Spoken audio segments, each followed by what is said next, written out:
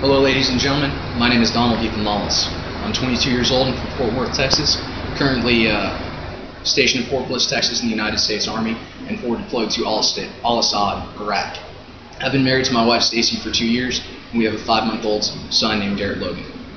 I would like to talk to you a little bit today about freedom of speech and protesting, and also cover when a protest is no longer protected under the First Amendment of the United States Constitution. I want to ensure that you're familiar with the First Amendment of the United States Constitution and a small excerpt from the Declaration of Independence, which I would like to read to you now. The First Amendment of the United States Constitution. Congress shall make no law respecting the establishment of religion, or prohibiting the free exercise thereof, or abridging the freedom of speech, or of the press, or the right of the people peaceably to assemble and to petition the government for redress of grievances. Now, unfortunately, there have been several acts made in place after that.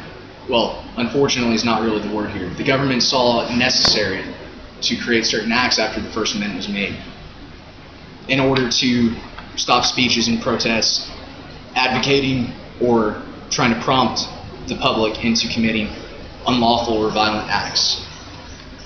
Another act, the Smith Act, was put in place to prevent sedition, trying to stop the recruiting process of the United States military or stop the war effort during wartime practices.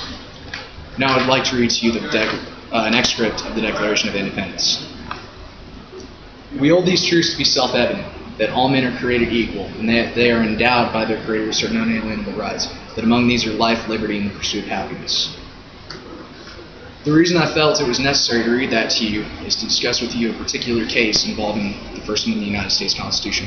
I'm addressing Snyder versus Phelps, in which the Westboro Baptist Church protested at a Lance Corporal's funeral.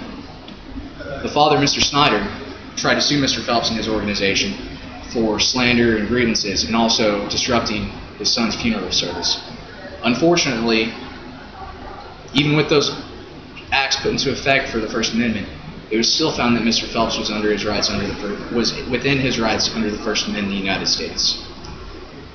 I personally do not agree with this decision and felt that it was an act trying to cause violence or unlawful actions.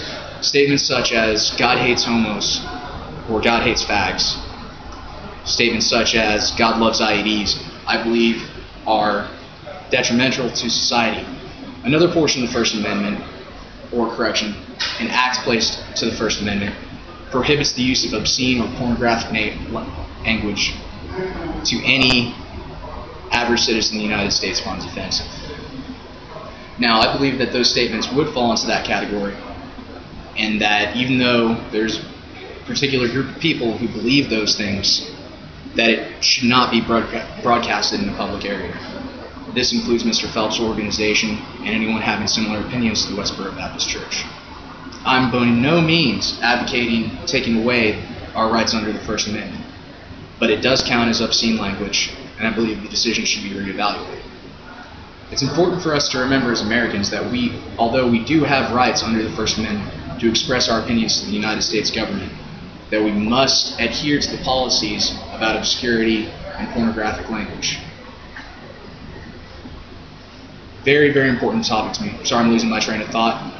This kind of gets to me a little bit.